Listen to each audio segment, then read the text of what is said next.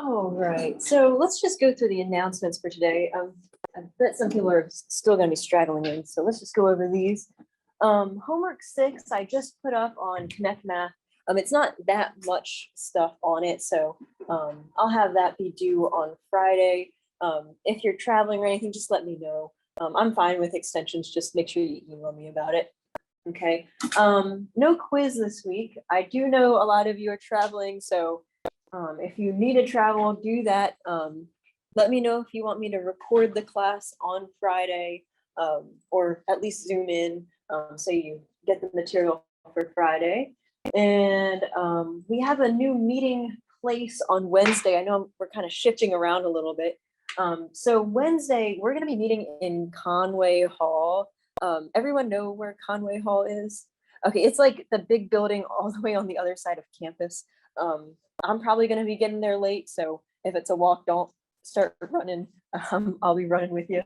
So don't worry if I'm not there within like the first couple minutes. I will get there though. And if you haven't already, log on to your computer and open up Minitab, because we're going to be using a lot of Minitab today. That's kind of why we're here. All right, any questions on the announcements? All right. We're going to start talking about things called probability density curves, okay? So when we first started talking about probability and random variables, I talked about two different types of random variables, okay? The first one was called the discrete random variable, and then the other one was called the continuous random variable. Does anyone remember the difference between discrete and continuous? Alexis? Discrete is in specific categories, while continuous is like one whole thing. Yeah. Discrete's like specific categories, like whole numbers, right? You can describe it with 2 or 4. An example of discrete would be like the number of children there are living at home, right? You can't have 2.4 kids, but you can have 2.4 meters or 2.4 milligrams, something like that. So the difference between discrete and continuous is discrete random variables use whole numbers, and continuous random variables can be described with decimals, fractions, stuff like that. Okay, so what we've been dealing with for the past couple of days with probabilities are discrete random variables. We were able to easily make a chart called a probability distribution with all the possible X values on top and all the probabilities below, okay? It was pretty easy to do that with discrete random variables because we had specific categories to place things into, okay? Now we're gonna start talking about continuous random variables, okay? Continuous random variables, it's kind of impossible to make a probability distribution when we have a continuous range of possible values. It's almost impossible to make a probability distribution out of this, okay? So what we do instead is we create these things called probability density curves, okay? PDCs, okay?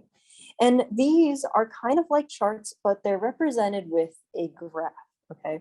Kind of hard to describe in words, but once you see an example, I think it'll make a lot more sense, okay? Two things about these curves. The first thing is that the area underneath it, so if you were to take the graph, shade in everything below the line, the whole thing is going to add up to 1. Okay, the entire area adds up to 1. Okay, and then the area, I wish I had a picture. Yeah. Okay, let me draw a curve here. Might make it easier. So let's just say we have a curve, okay? We said that the area underneath it is 1, okay? And let's just say I took a value A and a value B, and I kind of shaded in everything in between those two values underneath that curve, okay? You can consider this area in two possible ways. The first way you can say is it's the proportion of the population whose values are between those two X values. That doesn't make sense. I think the examples will show a little bit better intuition on this, okay? You can also interpret this as the probability between A and B, okay? So the area underneath the curve is the same as probability here, okay? Now, if that doesn't make sense, I think examples will do a lot better, okay? Now, two other things about probability density curves, okay? If we have a probability density curve like this one here, this one kind of looks like the normal distribution, but it's skewed a little bit to the right, right? It has a little tail to the right here, okay? Now, if we take a single x value like this, okay, and we want to know that the probability that x equals like 2, or the probability that x equals 6, okay, that probability is going to be 0. Okay, so the probability of one value, any specific value underneath this curve, is just 0. Okay, any questions here? Okay, so whenever you get asked the probability, okay, what's the probability that x equals 5? It's going to be 0. Okay. Second, the probability under the entire curve is 1. Okay. So let's take a look at some examples here. We have a figure. This is a probability density curve, and it represents the GPA of some graduating seniors at this large university here, okay? It's between 2 and 4. Okay. So let's go through a couple of these questions. I think it'll make a little more sense as we go through these. Part A, what's the proportion of seniors whose GPA is between 3 and 3.5?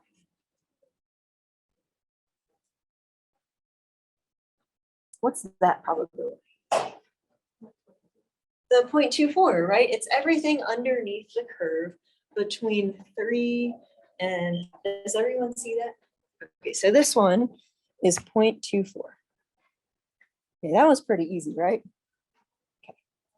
Let's find the second one. What's the area or the probability that someone has exactly a GPA of 2.5? 0, right? The probability of any exact probability, exactly 2.5, exactly 1. Answer 0. Any questions on part B? Good. Okay. Finally, let's take a look at part C. Well, this one asks the probability that a randomly chosen senior will have a GPA greater than 3.5. Well, that's everything here, right? But that doesn't have an area associated with it. How would I find that? Alexis? Yeah, I like that, right? Okay, if everything underneath the curve is equal to 1, right? Well, we can take away this guy here.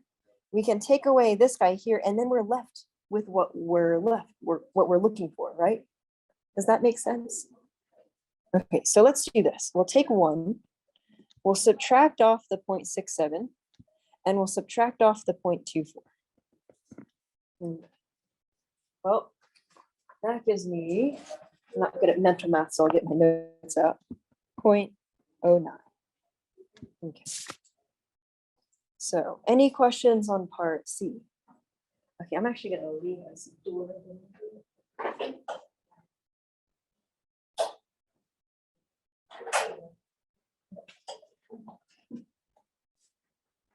All right, so everyone good with probability density curves? All right. Now let's go to the most important probability density curve, which we've done a little talking about before, okay? This curve is called the normal curve, right? It's also called the bell curve, okay? So it's also called the bell curve. There was actually a rule that you had to memorize for your test. Does anyone remember that? What was it called? It's called the 68, 95, 99.7 rule. Remember, that was whenever we had a normal distribution, we had those specific numbers, 3 numbers that we could memorize to figure out the area underneath each parts of the curve, right? Okay, let's take a look at some of these other properties of the normal curve. Okay, so, well, let's take a look. We have this curve, and we know that there are very important parts of this curve, especially right down in the middle, right? Now, let's take a look at this line. This line kind of cuts it in half, right? So the left-hand part of this graph is about the same as the right-hand part of this graph, right? We call this symmetric, right? So the normal curve is very symmetrical around this line. And this line is the center, okay? And it's also the mean, which is mu, right? The center also represents the median, and it also represents the mode. So that's what makes the normal distribution very special here, okay? So it's symmetrical about the mean. The mean is equal to the median. The mean is also equal to the mode, okay? And okay, let's kind of deviate from the center here. The edges of this graph kind of get really, really, really close to the x-axis, but it doesn't ever touch it, right?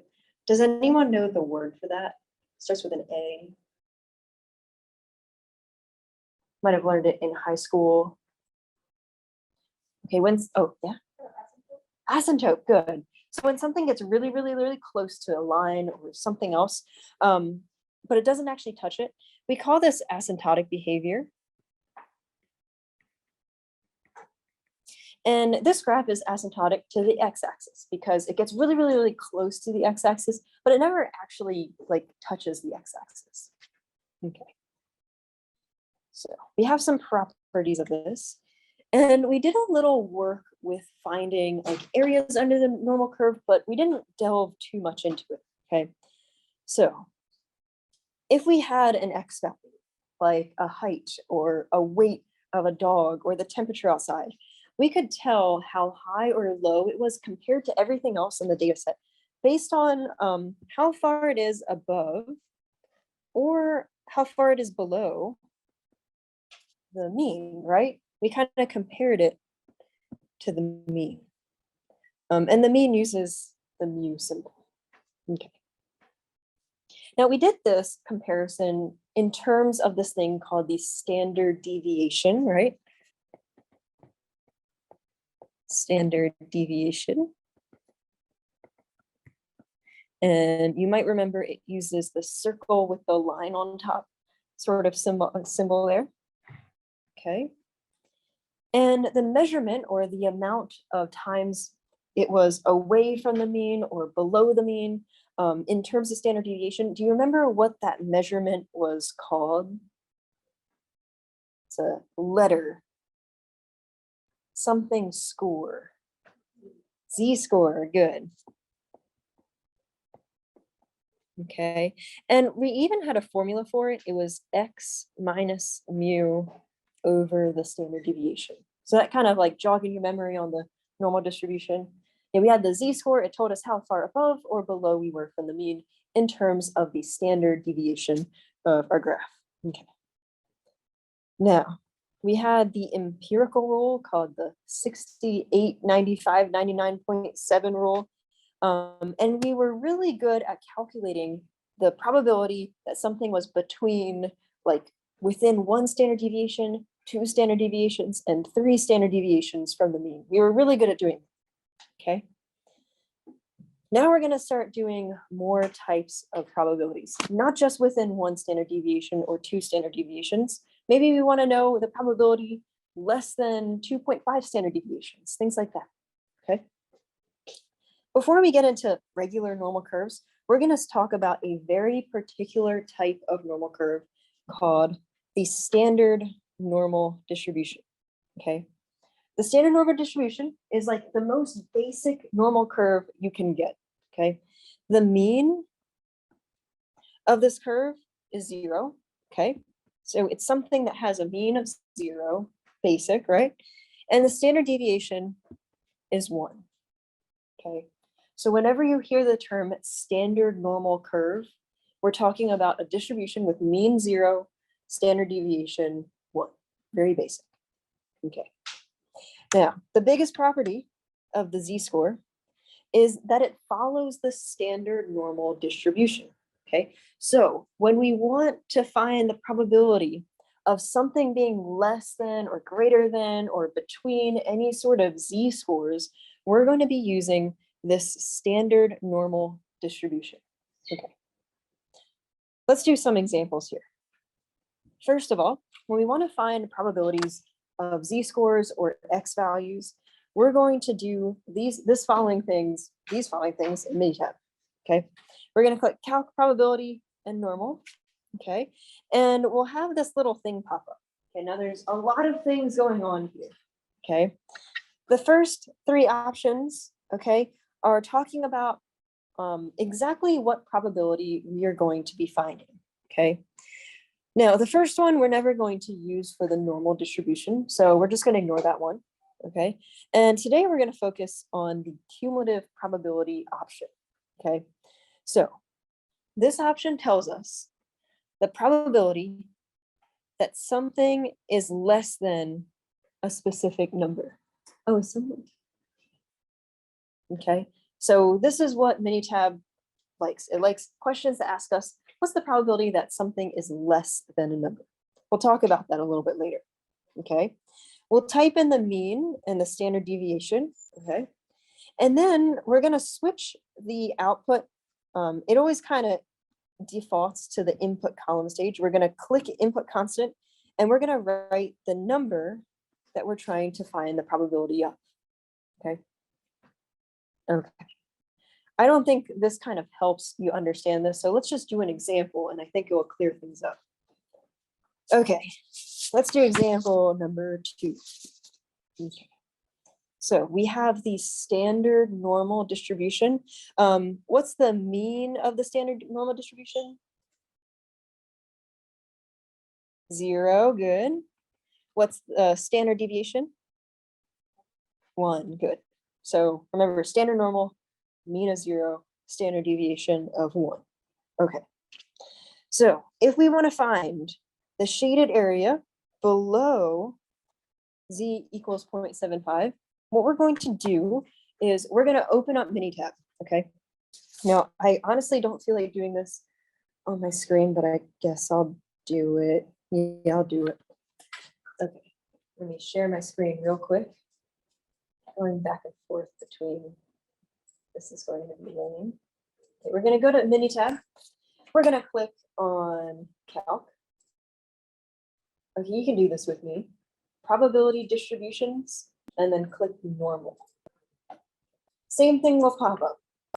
Now, this was a probability that x is less than a number.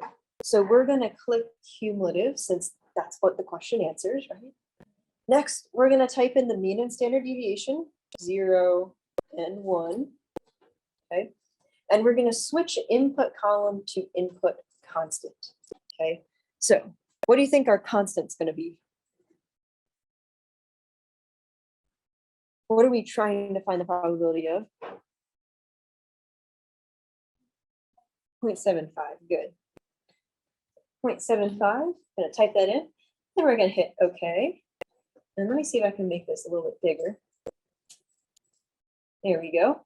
We get 0.77373. Did everyone get this on Minitab? Awesome. Okay. So let me screen share back here. Let me write, I'm going to write something really weird here. I'm going to put the Minitab output, okay? And Minitab gave us 0.773, right? Okay. I'm also going to write what our answer is. It might seem a little weird at first, but I think you'll see what I'm doing a little bit later. Our answer also was 0.773 because what we typed in was what we wanted to find, right? Okay. Let's go to the next question. This question is asking the probability that the z-score is greater than negative 0.75. Okay, this question is different than the first question because we're trying to find a greater than probability. Okay, now here's a problem. Minitab does not compute greater than probabilities. I know it's the dumbest thing ever because Minitab is a very powerful thing. It should be able to calculate this, but it's very stubborn, doesn't like it. Okay, Minitab doesn't like it.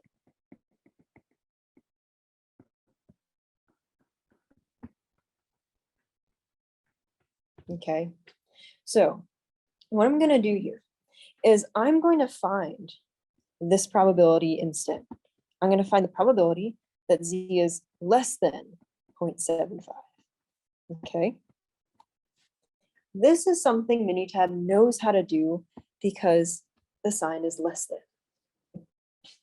So I don't really feel like going on Minitab and doing the whole input output thing, but what I want you to do, go onto Minitab, choose cumulative probability, put in 0 and 1 as your mean and standard deviation, and as your input constant, I want you to put negative 0.75. Is everyone getting 0.2262?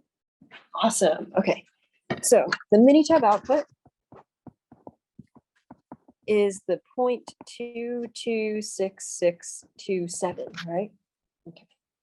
So the Minitab output is giving us the probability that z is less than 0.75. This is a less than probability. So on this graph, we found this one, 0.226627. Okay, but that's not the answer to our question, right? How should I find the probability that we're interested in? How do we find this one? Yeah, subtract by 1, right? The entire graph equals up to 1, right? So if we find half of the graph to be 0.266627, the other half has to be 1 minus the 0.26627. Okay, which gives us 0.773373. Okay. Any questions on what I did here? I know it's very weird. Minitab doesn't really work the way that our brains work, but we can be able to find these probabilities even if we aren't really asked it in the correct way. Okay. Let's do this last one here. We have an in-between sort of probability here. So this one isn't just giving us something less than or greater than, okay? But it's giving us a little range of two numbers, okay? Any ideas on how to solve this one?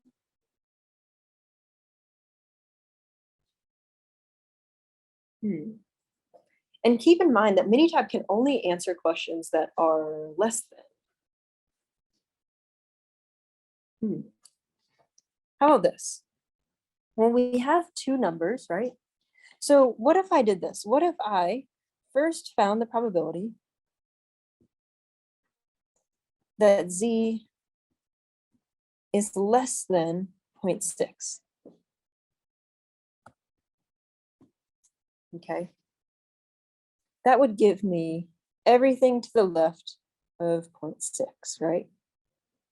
Then what if I found the probability that z was less than 1.2?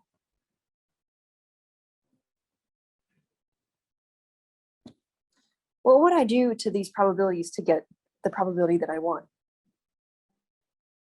Not necessarily add, but you're very close.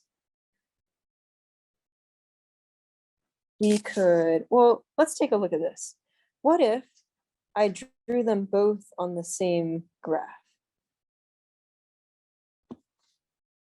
If I took away the first probability in light blue, then I would get the graph that I want, right?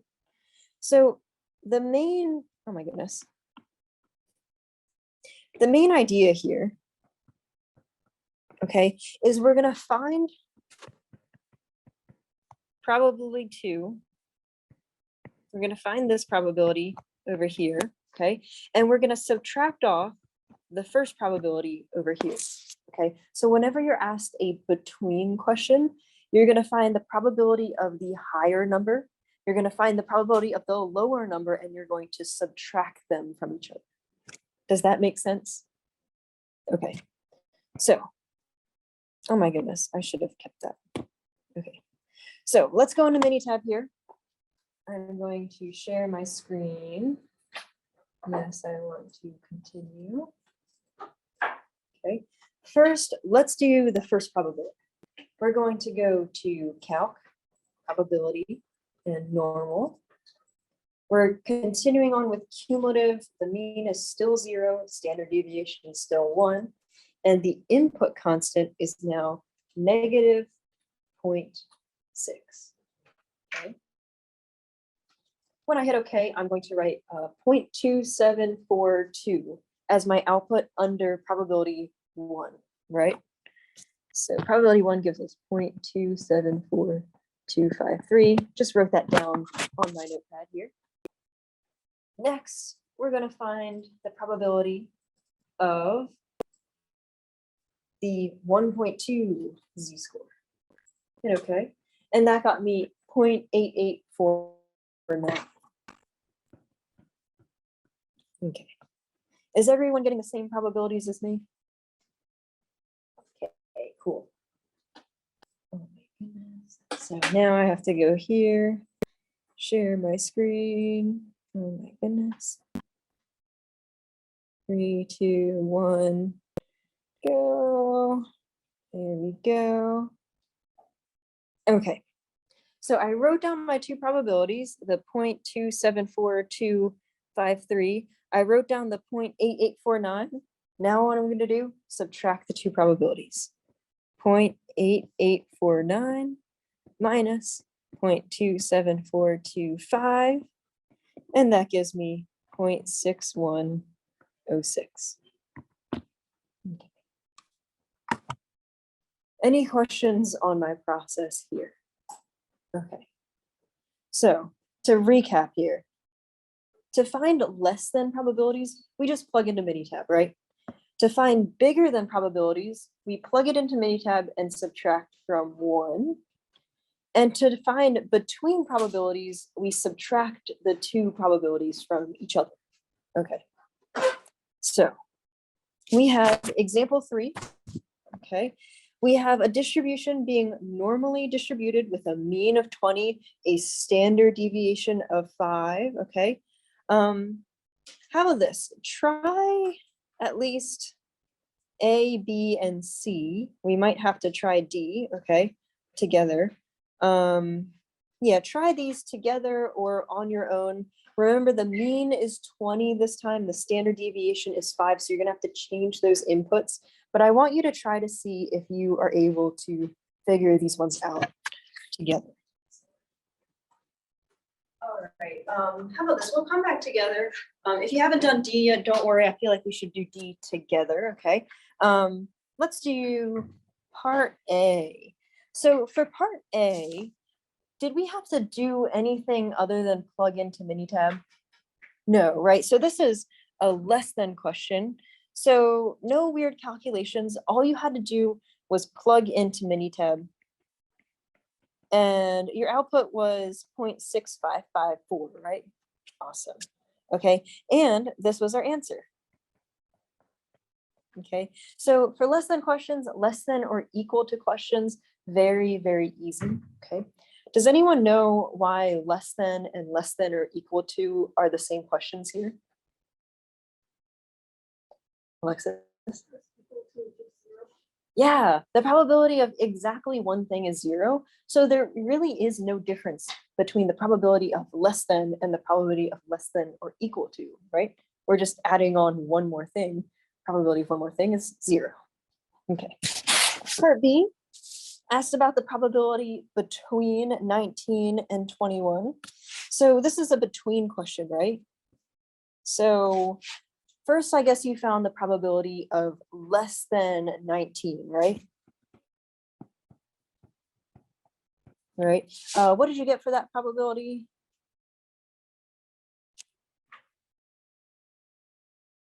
Was it 0.421? Everyone agree with that? Okay. And then you found the probability that X is less than 21, right?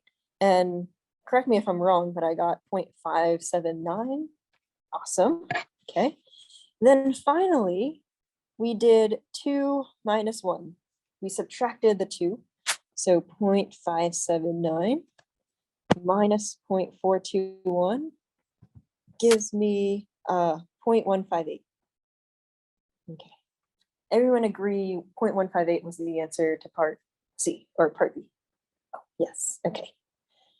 Part C, we want to find the probability that X is greater than 23.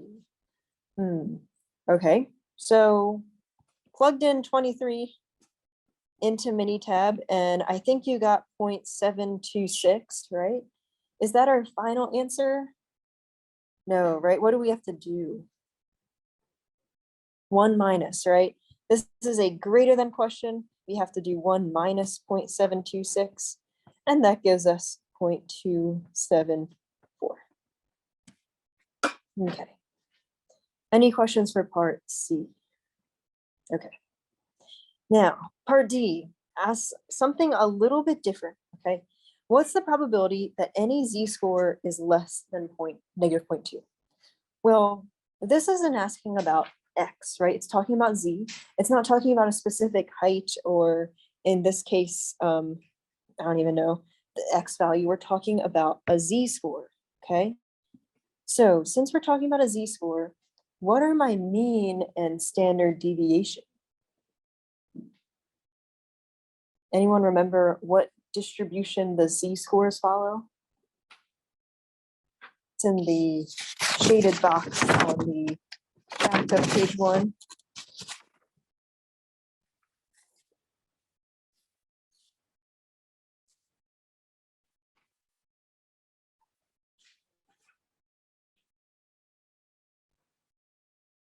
Z-scores follow the standard normal distribution, right? Z-scores follow the standard normal. Okay, so even though we were asked that the mean was 20 and the standard deviation is 5, we don't really care because we're asking about a z-score, okay? So what's going to be our new mean? 0, good. And the standard deviation is 1, right? Mean of 0, standard deviation 1 for the standard normal curve. Okay, don't really care about the mean and standard deviation in the question. We're talking about z-scores, so we're doing this. Okay, so we want to find less than 0.2. I guess we need to go into Minitab. Let me get this. Yes, I want to continue. Okay, we're going to go back to the calc, the probability, the normal. Okay, we're still going to use cumulative probability. We're changing up that mean into 0 and 1 now. Okay, and our input constant is negative 0.2. Okay, and our probability is 0.421. Okay, so we can write that down as our answer. Okay. Any questions on z-score problems? Okay. How about this? Example 4, it's very similar to example 3. How about this? We'll do that next class. I think we've done a lot today. I'll let you out early, and we'll start with example 4 next class. If you want to